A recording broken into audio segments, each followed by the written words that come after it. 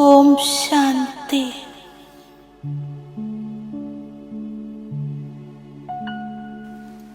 ഏകാന്തവാസിയായി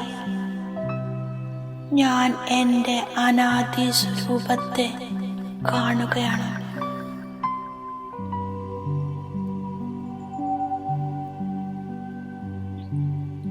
ഞാൻ ഒരു അതിസൂക്ഷ്മ ചൈതന്യ നക്ഷത്രമാണ്.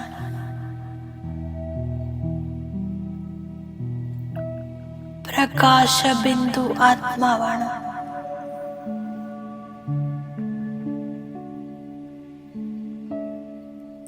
ഞാൻ ആത്മാ ശാന്തസ്വരൂപമാണ്.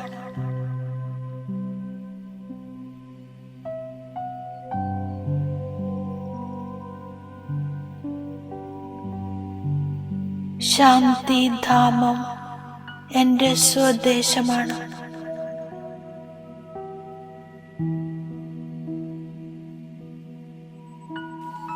എൻ്റെ അനാദി സ്വരൂപത്തിൽ ഞാൻ ആത്മാവിന് ഇപ്പോൾ എൻ്റെ സ്വദേശത്തേക്ക് പോകണം.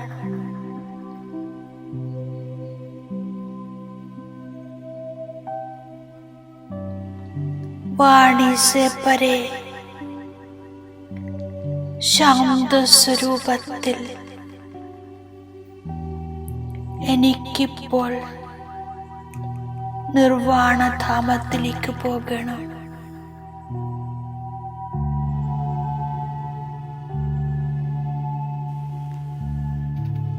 നിർവാണധാമ നിവാസി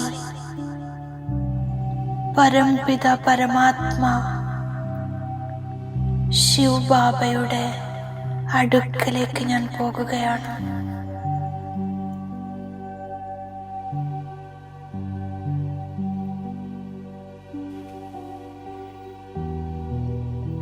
ബാബ ഉയർന്നതിലും ഉയർന്നതാണ്.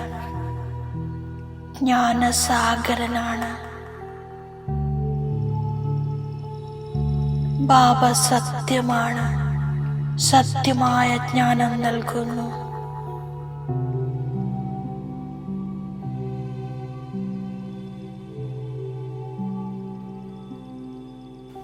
നിരാകാരിയായ ബാബ ശാന്തിധാമം നിർവാണധാമത്തിലിരിക്കുന്നു.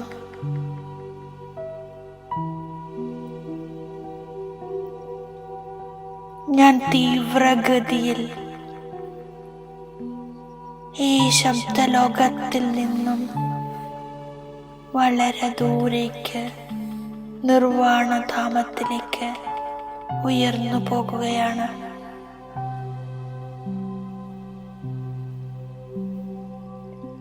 നിർവാണധാമത്തിൽ അസീമമായ ശാന്തിയാണ്. സർവ ആത്മാക്കളും ശാന്തിയിലിരിക്കുന്നു. ഞാൻ ആത്മാവും നിർവാണ സ്ഥിതിയിലാണ്. തീർത്തും ശാന്തം, നിർസങ്കൽപ്പ, നിർബന്ധന, ഭാരരഹിത നിർവാണ സ്ഥിതി.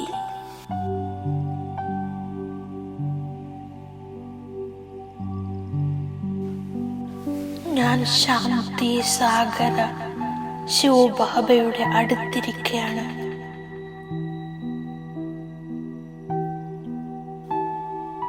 ശാന്തിയുടെ സ്രോതസ്സായ ശിവബാബയുടെ സാമീപ്യം ഞാൻ അനുഭവം ചെയ്യുന്നു. ശാന്തിയുടെ അലകൾ ഇടതടവില്ലാതെ എന്നിലെത്തിക്കൊണ്ടിരിക്കുന്നു. ബാബ സദാ ശബ്ദലോകത്തിൽ നിന്നും അഥവാ വാണിയിൽ നിന്നും ഉപരിയാണ്.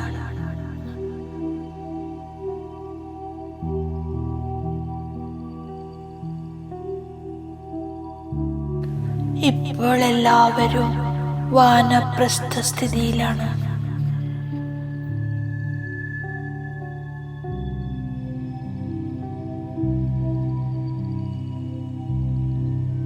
ഞാൻ സ്വയം തന്നോട് സംസാരിക്കുന്നു, എൻ്റെ ഉള്ളിൽ ഒരു ആസുരീയ ഗുണവുമില്ലല്ലോ എന്ന്.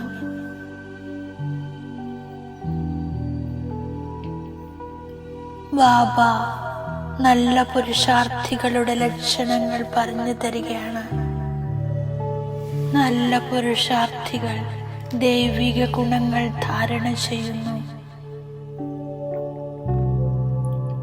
സഹോദര ദൃഷ്ടി സദാ ഉണ്ടാക്കുന്നു.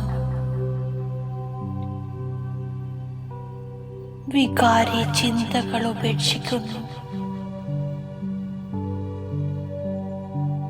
ബാബ എന്നെ വീട്ടിലേക്ക് കൊണ്ടുപോകാൻ വന്നിരിക്കുകയാണ്.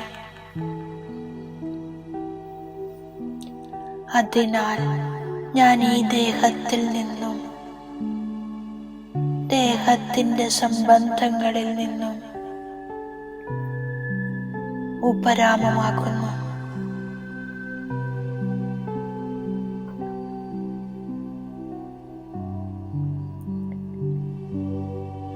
ഈ ശരീരം ഉപേക്ഷിച്ച് ഞാൻ വീട്ടിലേക്ക് പോയി പിന്നീട് പുതിയ പവിത്ര സംബന്ധത്തിൽ പുതിയ ലോകത്തിലേക്ക് വരും.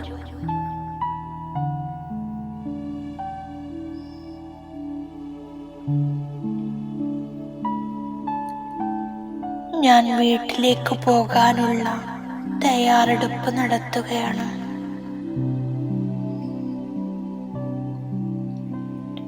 ഈശ്വരാർത്ഥം സേവനം ചെയ്ത് പുതിയ ലോകത്തിന്റെ അധികാരിയാകുന്നു.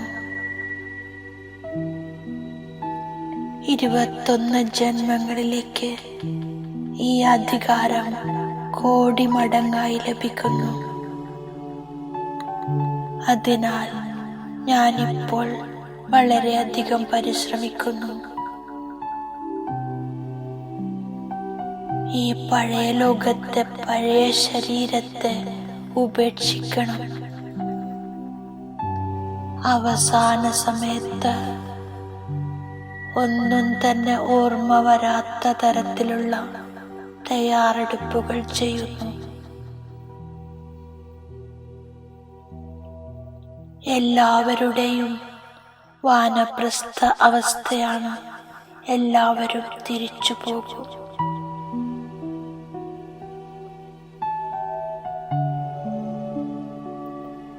എനിക്ക് പാർട്ട് അഭിനയിക്കാൻ സൃഷ്ടിയുടെ ആരംഭത്തിൽ തന്നെ വരണം.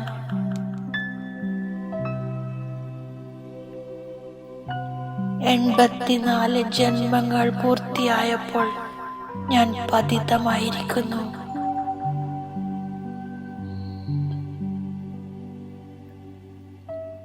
സ്വയം ആത്മാവാണെന്ന് മനസ്സിലാക്കി അച്ഛനെ ഓർമ്മിക്കുന്നു. ദൈവിക ഗുണങ്ങൾ ധാരണ ചെയ്യുന്നു. അവസാനം വരെ ഞാൻ ചെക്ക് ചെയ്തുകൊണ്ടിരിക്കും. എൻ്റെ ബുദ്ധിയിൽ ഒരു ആസുരീയ ഗുണങ്ങളുമില്ലല്ലോ എന്ന്. ഞാൻ നല്ല രീതിയിൽ രജിസ്റ്റർ വെക്കുന്നു. ഭാഗ്യത്തിലുണ്ടെങ്കിൽ നല്ല രീതിയിൽ രജിസ്റ്റർ വെക്കും.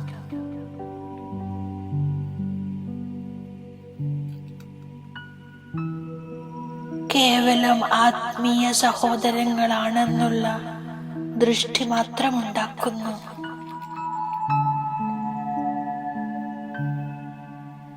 നമ്മളൊരച്ഛന്റെ കുട്ടികളാണെന്ന ബോധത്തിലിരിക്കുന്നു.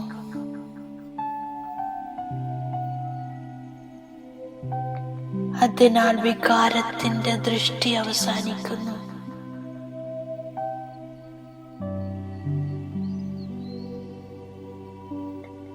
ഞാൻ സൂക്ഷ്മ പഠനം ചെയ്ത്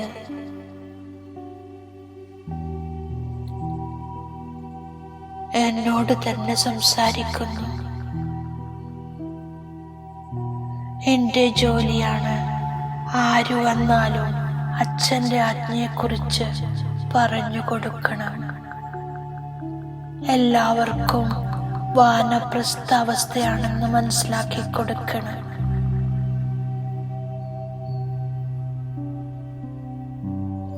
എല്ലാവരും ഇപ്പോൾ ശാന്തിധാമത്തിലേക്കും സുഖധാമത്തിലേക്കും പോകുമെന്ന് പറയുന്നു.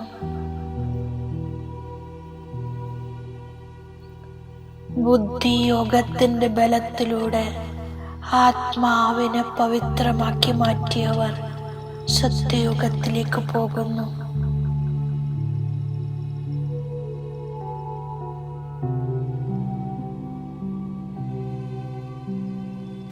ബാബ വന്ന് സഹജമായ പുരുഷാർത്ഥം പറഞ്ഞു തരുന്നു.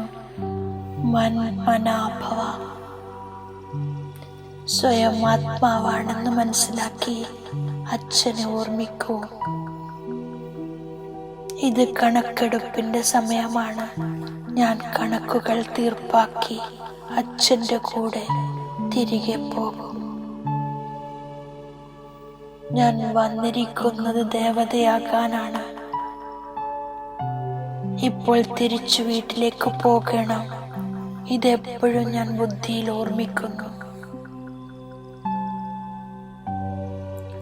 ഭക്ഷണം കഴിക്കുമ്പോൾ നാവിന് ആസക്തിയില്ലാതെ യോഗത്തിലൂടെ കഴിക്കണം.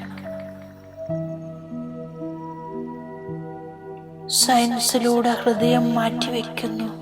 അച്ഛൻ വന്ന് ജ്ഞാനത്തിലൂടെ യോഗത്തിലൂടെ ഹൃദയം പരിവർത്തനപ്പെടുത്തുന്നു.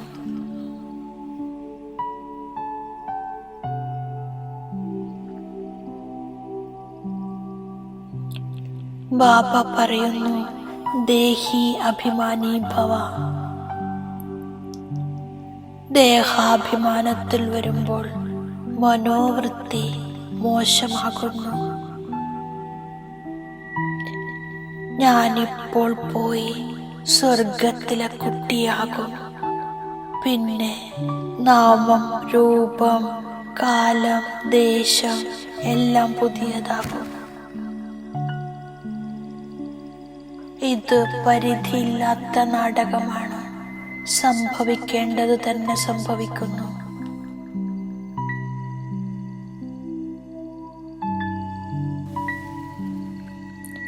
ഞാൻ ദേവതയായി മാറുകയാണ് എന്നെൻ്റെ ബുദ്ധിയിലുണ്ട്. അതിനാൽ കഴിക്കുന്നതിലും കുടിക്കുന്നതിലും ഞാൻ വളരെ ശ്രദ്ധ വയ്ക്കുന്നു.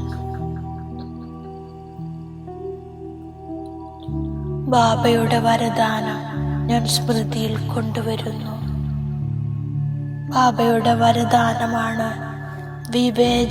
വിവേചന ശക്തിയിലൂടെ ബാബയെ തിരിച്ചറിഞ്ഞ് അധികാരിയായി മാറുന്ന വിശേഷ ആത്മാവായി ഭവിക്കൂ. എല്ലാവരുടെയും ആദ്യത്തെ വിശേഷതയാണ് കോടിയിൽ ചിലരുടെ ലിസ്റ്റിൽ വന്നു എന്നത്.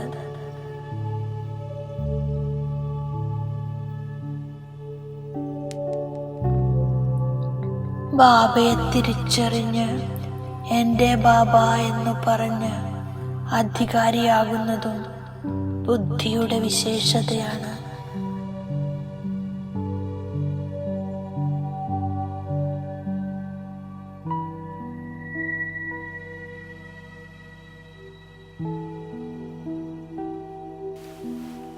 വിവേചന ശക്തിയാണ് ശ്രേഷ്ഠ ശക്തി.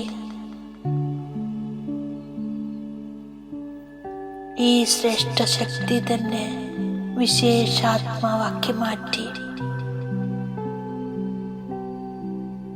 ശ്രേഷ്ഠ ഭാഗ്യത്തിൻ്റെ രേഖ വരക്കുന്ന പേനയാണ് ശ്രേഷ്ഠ കർമ്മം. അതിനാൽ ഞാൻ എത്ര കഴിയുന്നുവോ അത്രയും ഭാഗ്യമുണ്ടാക്കുന്നു. ഓം ശാന്തി.